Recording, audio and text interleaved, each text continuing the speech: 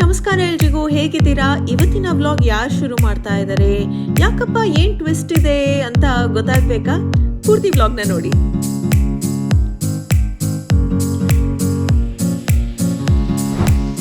Hi, good morning ಎಲ್ರಿಗೂ ನಮಸ್ಕಾರ. ಇವತ್ತು ಎಲ್ಲರೂ ಸರ್ಪ್ರೈಸ್ ಆಗಿರ್ತೀರಾ, ವಿಡಿಯೋ ನಾನು ಸ್ಟಾರ್ಟ್ ಮಾಡ್ತಾ ಇದ್ದೀನಿ ಅಂತ. ಯಾಕೆಂದರೆ ನಮ್ಮ ಪಾಪುಗೆ ಪೀರಿಯಡ್ಸ್ ಆಗಿಬಿಟ್ಟು ಮಲ್ಕೊಂಡಿದೆ. ಫಸ್ಟ್ ಡೇ ಎಲ್ಲ ತುಂಬ ಪೇಯ್ನ್ ಇತ್ತು. ಅದಕ್ಕೆ ಸಿಂಪಲ್ಲಾಗಿ ಒಂದು ಬ್ರೆಡ್ ಟೋಸ್ಟ್ ಮಾಡಿ ಅದಕ್ಕೆ ಹಮ್ಮಸ್ ಹಾಕಿ ಕೊಡ್ತಾ ಇದ್ದೀನಿ. ನಾನೇನು ಡೈಲಿ ಮಾಡಲ್ಲ ಇದೆಲ್ಲ, ಎಲ್ಲ ಅವಳೇ ಮಾಡ್ತಾಳೆ ಎಲ್ಲ. ಬಟ್ ಇವತ್ತು ಒಂದಿನ ಸ್ವಲ್ಪ ಜಾಸ್ತಿ ಸುಸ್ತಿರುತ್ತೆ. ಫಸ್ಟ್ ಡೇ ಸ್ವಲ್ಪ ಲೈಟಾಗಿ ಒಂದು ಬ್ರೆಡ್ ಟೋಸ್ಟ್ ಮಾಡಿ ಒಂದು ಹಮ್ಮಸ್ ಹಾಕಿ ಕೊಡ್ತಿದ್ದೀನಿ ಅಷ್ಟೇ. ಸೊ ಸ್ವಲ್ಪ ಹೆಲ್ಪ್ ಮಾಡಬೇಕು. ತುಂಬ ಪೀರಿಯಡ್ಸ್ ಫಸ್ಟ್ ಡೇ ದಿನ ಎಸ್ಪೆಷಲಿ ಮನೇಲಿ ಯಾರು ಇರ್ತಾರೆ ಅವರು ಹೆಲ್ಪ್ ಮಾಡಬೇಕು. ಯಾಕಂದರೆ ತುಂಬ ಸುಸ್ತಿರುತ್ತೆ ಅವ್ರಿಗೆ. ಸೊ ಆದ್ದರಿಂದ ಸ್ವಲ್ಪ ಅಲ್ಲಿ ಇಲ್ಲಿ ಎಷ್ಟಾಗತ್ತಷ್ಟು ಹೆಲ್ಪ್ ಮಾಡಬೇಕು. ಸೊ ಆಯಿತು, ಸಿಂಪಲ್ ಬ್ರೇಕ್ಫಾಸ್ಟ್ ಆಯಿತು ನಮ್ಮದು. ಸೊ ಇವಾಗ ನಮ್ಮ ಪಾಪುಗೆ ಸ್ವಲ್ಪ ತಿನ್ಸೋಣ.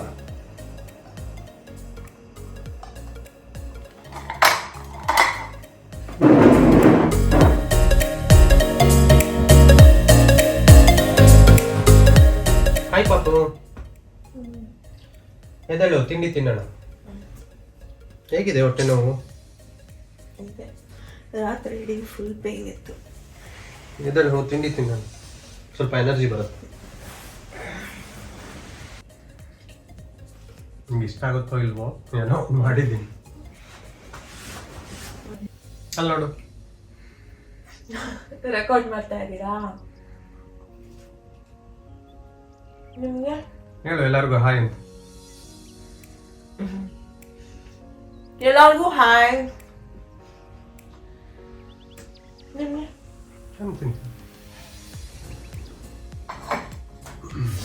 ಮೂಡಿಲ್ಲ ಇವತ್ತು ಒಂಚೂರು. ಬಿಕಾಸ್ ನಿನ್ನೆ ಬೆಳಿಗ್ಗೆ ನನಗೆ ಚಮ್ಸ್ ಆಗಿತ್ತು ಅಂಡ್ ಫುಲ್ ಅನ್ಈಸಿನೆಸ್.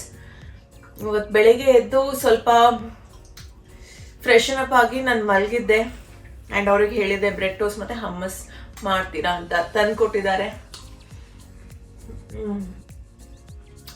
ರಾತ್ರಿ ಇಡೀ ಒಂಚೂರು ನಿದ್ದೆ ಇರಲಿಲ್ಲ. ಬಿಕಾಸ್ ಹೊಟ್ಟೆ ತುಂಬಾ ನೋವಾಗ್ತಾ ಇತ್ತು ನನಗೆ. ಆಮೇಲೆ ಆಪ್ಷನ್ ಇರಲಿಲ್ಲ ಅಂತ ಇವ್ರನ್ನ ಎಬ್ಸಿದೆ, ಟ್ಯಾಬ್ಲೆಟ್ ಬೇಕಿತ್ತು ಅಂತ. ಸೊ ತುಂಬಾ ಡಿಸ್ಟರ್ಬ್ ಸ್ಲೀಪ್. ಹೋಗಿ ಸ್ನಾನ ಮಾಡ್ಕೊಂಬ, ಹೊರಗಡೆ ಹೋಗೋಣ, ಫ್ರೆಶ್ ಆಗುತ್ತೆ ಮೈಂಡ್. ಓಕೆನಾ? ಆನಿವರ್ಸರಿ ಹೇಗೆ ಸೆಲೆಬ್ರೇಟ್ ಮಾಡಿದ್ರಿ, ಏನು ಮಾಡಿದ್ರಿ ಅಂತ ನೀವೆಲ್ಲರೂ ಕಾಮೆಂಟಲ್ಲಿ ಕೇಳಿದ್ದೀರಾ. ನಥಿಂಗ್, ವೆರಿ ಸಿಂಪಲ್ ಆಗಿತ್ತು. We shared enough love and happiness, ಅಷ್ಟೇ ಸಾಕಲ್ವಾ. ಆ್ಯಂಡ್ ಇದು ಮುದ್ದಾಗಿರುವಂಥ ಒಂದು ಪ್ರೆಸೆಂಟ್ ಅವ್ರ ಕಡೆಯಿಂದ ಬಂದಿತ್ತು. ಹಾಯ್, ಫೈನಲಿ ನನಗೆ ಎನರ್ಜಿ ಬಂದಿದೆ. ನಾನು ಸ್ನಾನ ಎಲ್ಲ ಮಾಡಿ ಫ್ರೆಶನ್ ಅಪ್ ಆಗಿ ಇವಾಗ ಬಂದು ಕೂತಿದ್ದೀನಿ. ಹಾಯ್. ಸೊ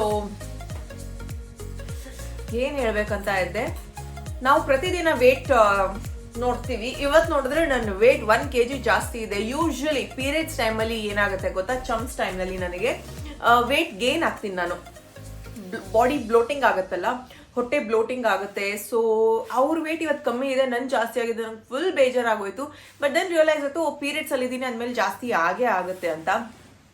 ಅದು ಒಂದು ನಾರ್ಮಲ್. ಓಕೆ, ಇವ್ರು ಬಂದಿದ್ದಾರೆ, ಒಂದು ವಿಷಯ ನೆನಪಾಯ್ತು, ಹೇಳಲೇಬೇಕು ನಾನು. ಯು ನೋ ವಾಟ್, ನಿಮಗೆ ಪೀರಿಯಡ್ಸ್ ಆದಾಗ ನಿಮಗೆ ನೆನಪಿರುತ್ತಾ ಇಲ್ವಾ ಆ ಡೇಟ್? ನನ್ನ ಮಮ್ಮಿ ಏನು ಮಾಡ್ತಾರೆ, ಕ್ಯಾಲೆಂಡ್ರಲ್ಲಿ ಬರ್ದಿರ್ತಾರೆ. ಬಟ್ ನನಗೆ ಪೀರಿಯಡ್ಸ್ ಆದಾಗ ಡೇಟ್ ನೆನಪಿರುತ್ತಾ ಇಲ್ಲ. ಈ ತಿಂಗಳು 21 ಇವತ್ತು 22 ಅಲ್ಲ 20th ಆಗಿತ್ತಲ್ಲ, 21 ಸಾರಿ, ನಿನ್ನೆ 20 ಅವ್ರಿಗೆ ನೆನಪಿದೆ, 21 ಆಗಿತ್ತು. ಇವತ್ತು 22 ಆಯ್ತಾ. ಇನ್ನ ನೆಕ್ಸ್ಟ್ ಮಂತ್ ಯಾವ ದಿನಕ್ಕಾಗತ್ತೆ, ಯಾವ ಡೇಟ್ ಆಗುತ್ತೆ ಅಂತ ನನಗೆ ನೆನಪಿರಲ್ಲ. ಓಕೆನಾ? ಬಟ್ ಇವರಿಗೆ ಪ್ರತಿ ತಿಂಗಳು ನನ್ನ ಪೀರಿಯಡ್ಸ್ ಯಾವ ಡೇಟ್ಗೆ ಆಗ್ತಾ ಇದೆ ಅಂತ ಗೊತ್ತಿದೆ.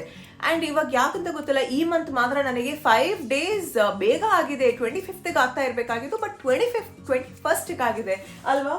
ನಾವು ಗೋಲ್ಡನ್ ವೀಸಾ ಮಾಡೋದಕ್ಕಂತ ಹೋಗಿದ್ವಿ ಆಯ್ತಾ. ಅಲ್ಲಿ ನನಗೊಂದು ಪ್ರೊಸೀಜರ್ ಇದೆ, ಅಲ್ಲಿ ಮೆಡಿಕಲ್ ಟೆಸ್ಟ್ ಮಾಡ್ತಾರೆ.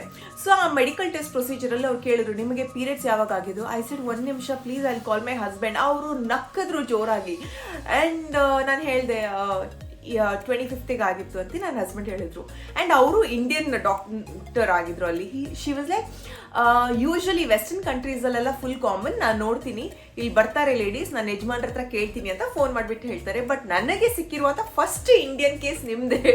ಹಸ್ಬೆಂಡಿಗೆ ಫೋನ್ ಮಾಡಿ ಕೇಳ್ತಾ ಇದ್ದೀರಾ ನೀವು. ಇಂಡಿಯನ್ಸ್ ಹಸ್ಬೆಂಡ್ಗೆ ಯೂಶ್ವಲಿ ನೆನಪಿರಲ್ಲ ಅಂತ. ದೆನ್ ಐ ಸೆಡ್ ನನ್ನ ಹಸ್ಬೆಂಡ್ ಕೂಡ doctor. Then she was like, oh maybe ಅದಕ್ಕೋಸ್ಕರ ಅವ್ರು ಅದೆಲ್ಲ ನೆನ್ಪಿಟ್ಕೋತಾರೆ ಅಂತ. ನಿಮ್ಗೆ ಹೇಳಿದ್ದೀನಲ್ಲ. ಅಲ್ಲ, ಅದು ಫ್ಯಾಮಿಲಿ ಪ್ಲಾನಿಂಗ್ ಮಾಡ್ಬೇಕಾದ್ರೆ period date is very important. ಅದು ಕರೆಕ್ಟಾಗಿ ಗೊತ್ತಿರಬೇಕು ಅದಕ್ಕೆ. ಮತ್ತೆ ನಂಬರ್ಸ್ ಅಲ್ಲಿ ನಾನು ಸ್ಟ್ರಾಂಗ್ ಇದೆ, ಎಲ್ಲ ಡೇಟು ಯಾವಾಗ ಏನಾಯ್ತು ಎಲ್ಲ ಗೊತ್ತು ನನಗೆ. ನನ್ನ ಅಮ್ಮನೂ ಕೇಳ್ತಾರೆ ಪೀರಿಯಡ್ಸ್ ಆಗ್ತಾ ಇಲ್ವಾ, ನಂಗೆ ಗೊತ್ತೇ ಇಲ್ಲ ಡೇಟ್, ಯಾವ ಡೇಟಿಗೆ ಆಗಿದೆಯಾ, ಐ ಡೋಂಟ್ ನೋ ಮಮ್ಮಿ, ನೀವು ಇದೆಲ್ಲ ಡೀಪ್ನಾಗ ಕೇಳಬೇಕು ಅಂತ ಹೇಳ್ತೀನಿ. ಎನಿವೇಸ್, ಸರಿ, ಈಗ ನಾವು ಹೊರಗಡೆ ಹೋಗ್ತಾ ಇದ್ದೀವಿ ಆ್ಯಂಡ್ ಪೀರಿಯಡ್ಸ್ ಟೈಮಲ್ಲಿ ನನಗೆ ಸ್ವಲ್ಪ ಚಳಿ ಆಗುತ್ತೆ ಅಂತ ಸ್ವಲ್ಪ ಜಾಕೆಟ್ ಎಲ್ಲ ಹಾಕೊಂಡಿದ್ದೀನಿ. ಆ್ಯಂಡ್ ಇಲ್ಲಿ ಸ್ವಲ್ಪ ಇವಾಗ ವೆದರ್ ಕೂಲ್ ಇದೆಯಲ್ಲ, ಈಗ ಕೂಲ್ ಆಗಿ ಸ್ಟಾರ್ಟ್ ಆಗಿದೆ. ನಾನು ಹೆಂಗೆ ಡಲ್ ಆಗಿದೆ ಇವಾಗ, ಹೆಂಗೆ ಎನರ್ಜಿ ಬಂದ್ಬಿಟ್ಟಿದೆ ಅಲ್ಲ ಸಡನ್ ಆಗಿ. ಮೂಡ್ ಸ್ವಿಂಗ್ಸ್ ಜಾಸ್ತಿ ಇರುತ್ತೆ ಈ ಟೈಮ್ನಲ್ಲಿ. ಎನಿವೇಸ್, ಒಂದು ಪ್ಯಾಡ್ ಮಸ್ಟ್ ಅಪ್ಪ ನನ್ನ ಬ್ಯಾಗಲ್ಲಿ, ಬಿಕಾಸ್ ಹೊರಗಡೆ ಹೋಗ್ತಾ ಇದ್ದೀವಿ, ರಿಸ್ಕ್ ಬೇಡ ಅಂತ. ನಾನು ಯೂಸ್ ಮಾಡ್ತಾ ಇರೋಂಥ ಪ್ಯಾಡ್ಸ್ ಅದಕ್ಕೆ ಯಾವುದು ಅಂತ ನೀವು ಯೋಚನೆ ಮಾಡ್ತಾ ಇದ್ದಲ್ಲಿ, ಕಾರ್ಮಸಿ ಸೆನ್ಸಿಟಿವ್ ಸ್ಯಾನಿಟರಿ ಪ್ಯಾಡ್ಸ್ನ ಯೂಸ್ ಮಾಡ್ತಾ ಇದ್ದೀನಿ. ಇವ್ರು ಕಳಿಸಿರೋ ಟೈಮೇ ಎಷ್ಟು ಪರ್ಫೆಕ್ಟ್ ಆಗಿದೆ ಅಂದರೆ ಅದೇ ಟೈಮ್ಗೆ ನನಗೆ ಪೀರಿಯಡ್ಸ್ ಆಗಿದೆ. ಬಿಕಾಸ್ ನಾನು ಯೂಸ್ ಮಾಡಿದ ಮೇಲೆ ಮಾತ್ರ ತಾನೇ ನಿಮ್ಗೆ ಹೇಳೋಕ್ಕಾಗೋದು. ಇವರಲ್ಲಿ ಡಿಫ್ರೆಂಟ್ ಸೈಜಸ್ ಇದೆ ಆಯಿತಾ. ಒಂದು ಬಂದ್ಬಿಟ್ಟು L, XL and XXL. 10 pads ಇದೆ ಒಂದೊಂದು ಬಾಕ್ಸಲ್ಲಿ. ಒಂದು ಬಾಕ್ಸ್ಗೆ 130 ರೂಪಾಯಿ. ನೀವು ನಂಬ್ತಿರೋ ಇಲ್ವೋ, ಓ ಮೈ ಗಾಡ್ ದೀಪು, ನಾನು ಇದನ್ನ ನಿನ್ನೆ ಫಸ್ಟ್ ಹಾಕಿದೆ ಆಯ್ತಾ, ಪೀರಿಯಡ್ಸ್ ಆಗಿದ ತಕ್ಷಣ. ಸಾರಿ, ಚೋಕ್ ಆಗ್ತಾ ಇದೆ. ಸೊ ಪೀರಿಯಡ್ಸ್ ಆಗಿದ ತಕ್ಷಣ ಇದನ್ನ ಹಾಕಿದೆ ನಾನು. XXL ಅಂದ್ರೆ ರಾತ್ರಿ ನಿದ್ದೆ ಮಾಡ್ಬೇಕಾದ್ರೆ ಹೆವಿ ಫ್ಲೋ ಇದ್ದಾಗ. ಸೊ ನಾನು ಬೆಳಿಗ್ಗೆ ಎದ್ದಿದ ತಕ್ಷಣ ನಾನು ಯೂಸ್ ಮಾಡಿರೋದು XL ಸೈಜ್. ಇದನ್ನು ಕೂಡ ಚೆನ್ನಾಗಿದೆ. ಬೆಳಿಗ್ಗೆ ಹಾಕಿದ್ನಲ್ಲ, ನೀವು ರಾತ್ರಿ ಬಂದ್ರಲ್ಲ ಸಂಜೆ, ಅಲ್ಲಿ ತನಕ ಇದನ್ನೇ ಯೂಸ್ ಮಾಡಿದೆ. ಆ್ಯಂಡ್ ಓವರ್ ನೈಟ್ ನನಗೆ ಹೆವಿ ಬ್ಲಡ್ ಫ್ಲೋ ಇರುತ್ತೆ ಆಯ್ತಾ, first day second day. So risk ತಗೊಳ್ಳೋದು ಬೇಡ ಅಂತ ನಾನು ರಾತ್ರಿ XXL ಹಾಕಿ ಮಲಗಿದ್ದೆ. ನಾನು ಮಲಗಿರೋದು ಎಷ್ಟು ಗಂಟೆಗೆ ನಿನ್ನೆ, ನನಗಿನ್ನ ನೆನಪಿದೆ, ನಾನು ನಿನ್ನೆ ಪ್ಯಾಡ್ ಚೇಂಜ್ ಮಾಡಿರೋದು 10 ಗಂಟೆಗೆ.